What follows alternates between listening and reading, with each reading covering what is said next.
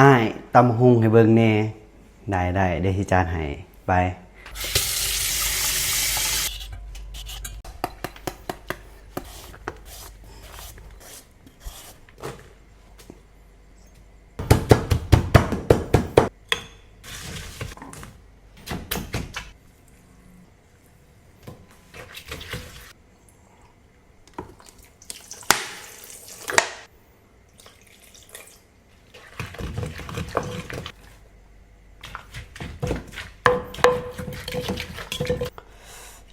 พาทุกคน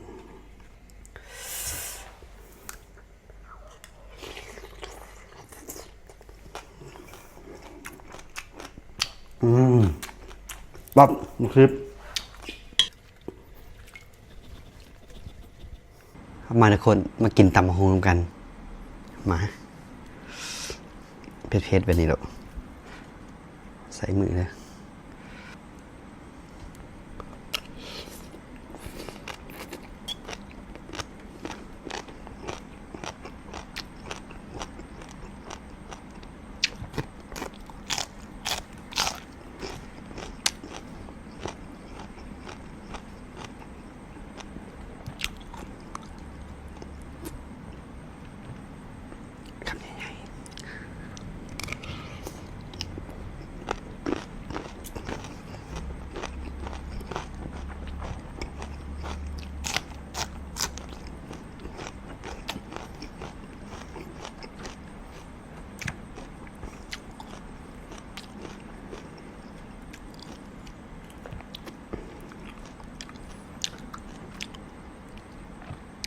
ใส่ข้าวผักสลัดเบิ่งตัวนี้เป็นกระเทียมดองใส่มือเด้อนี่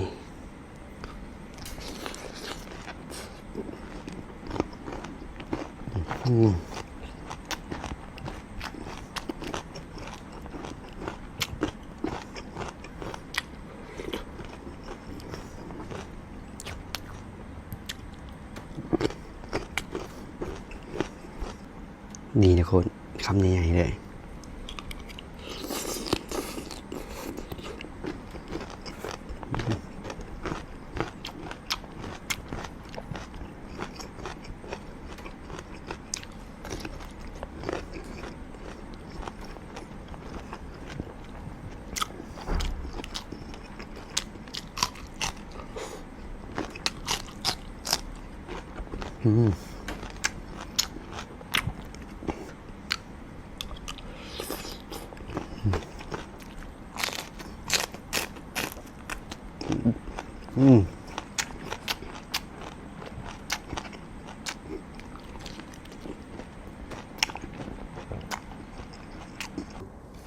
กินตำบักหุ่ง